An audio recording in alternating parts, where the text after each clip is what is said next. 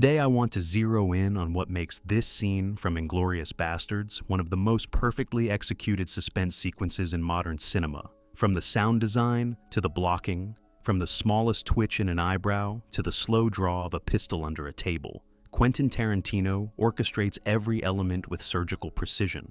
But what truly elevates this scene isn't the bloodshed, it's the buildup. It's the sense of dread that arrives long before a single bullet is fired. The very first visual tells us everything.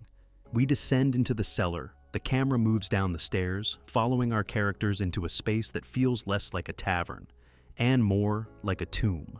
It's tight, compressed, oppressive. The ceiling hangs low like a lid. The room is full of wood and brick, porous textures that muffle sound and trap breath. There's no escape, and we feel it instantly. Tarantino uses spatial awareness as foreshadowing. Before anyone dies, we already know someone will. The early atmosphere is cozy, almost too cozy. A roaring fire, folk songs from upstairs, soldiers laughing. But this comfort is a trap, an ironic tension device. The scene lulls the audience into thinking things might just stay quiet. But in classic Hitchcockian tradition, Tarantino shows us the bomb under the table. In this case, a cultural gesture waiting to be misinterpreted. He's not interested in jump scares, he wants suspense. And suspense, as Hitchcock famously put it, is about knowing the explosion is coming and watching the characters not know. Every performance in this scene operates on multiple levels. Major Dieter Hellstrom, played by August Diehl, is a Gestapo officer with razor-sharp instincts. Behind his charming smile hides a predator, waiting for the perfect moment to strike. He plays the game politely, but without mercy. August Diehl's Major Hellstrom, in contrast, is serpentine, controlled, amused. He has all the charm of a host, but none of the warmth. He leans forward just slightly too far when he speaks. He listens too closely. His smile lingers just a second too long. Hellstrom doesn't attack with force. He provokes with silence. Wie unser frisch gebackener Vater hier, habe auch ich ein sehr genaues Ohr für Akzente.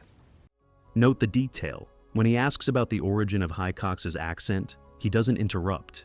He waits for the answer. He enjoys the dance. This is psychological warfare, and he's already winning. Across the table sits Lieutenant Archie Hicox, portrayed by Michael Fassbender, a British officer undercover as a German, smart and eloquent, but just a little too confident for his own good. The embodiment of British arrogance. His German is flawless, but his body language is too stiff. He carries himself like a man in costume. Next is Bridget von Hammersmark, played by Diane Kruger, a famous German actress and secret ally of the Allies. She tries to keep the tension under control, but feels the danger rising. And finally, Sergeant Hugo Stiglitz, played by Til Schweiger, quiet, ruthless, always on edge, a former Nazi now fighting for the Basterds, and not one to waste words. 4 people, 1 table, and a scene where every word could be lethal. Tarantino's camera tells its own story. Before Hellstrom arrives, the scene is balanced, mostly symmetrical compositions, comfortable spacing between characters. But once he joins the table, everything shifts. We begin to see more over-the-shoulder shots from Hellstrom's perspective. This subtly shifts audience alignment. We're no longer with the Basterds, we're with him, the hunter. This reframing turns us into accomplices, and that makes the tension more personal, more disturbing. We also start seeing more eye-level power shifts. When Hicox first speaks, we see him in a classic medium shot. But Tarantino lowers the camera for Hellstrom's angles, slightly upward, just enough to suggest psychological dominance. It's the kind of framing you feel more than notice. The moment Hicox holds up his fingers, index, middle, ring, it's over. Not because it's dramatic, but because it's so mundane. Tarantino shoots the gesture in a medium wide. No music cue, no sudden reaction. The brilliance lies in its normality. And yet, Hellstrom's eyes shift, barely. A twitch, a flicker, that's all. But to those who understand what's just happened, the scene splits open right there. The tension doesn't begin now. It snaps into focus. The next 3 minutes are a masterclass in dialogue-driven suspense. Hellstrom begins circling, like a predator pretending to be polite. He tells a story, offers a toast, smiles warmly. But every line is double-edged. Und auf die Entfernung bin ich ein richtiger Frederik Zoller.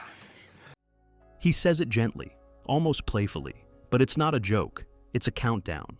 Every sentence he speaks is one less breath Hicox will take.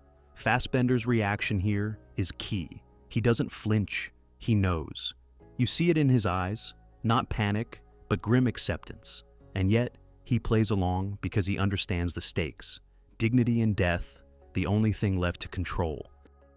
When the guns are finally drawn, Tarantino flips the visual language. No more slow zooms or wide coverage. We go handheld, frantic, bloody. The camera shakes, the framing goes tight. Action spills off screen. You don't see every bullet land, but you feel everyone. The contrast is violent, not just in content, but in form. The first half of the scene is about control. The second half is about losing it. That tonal whiplash is what makes the climax so unforgettable. Silence returns, but it's not peaceful. It's post-mortem. Bridget von Hammersmark is the last one alive, but not victorious. She crawls across a floor, sticky with blood, her leg shattered.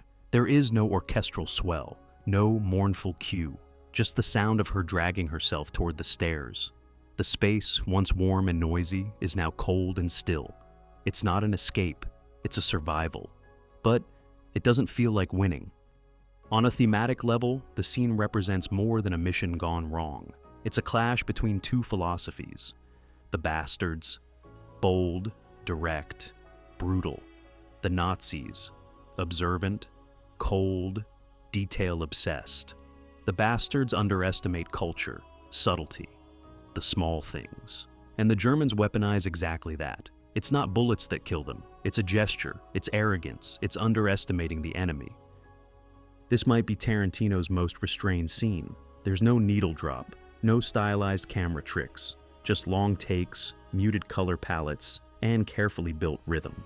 He lets the actors perform. He lets the room breathe.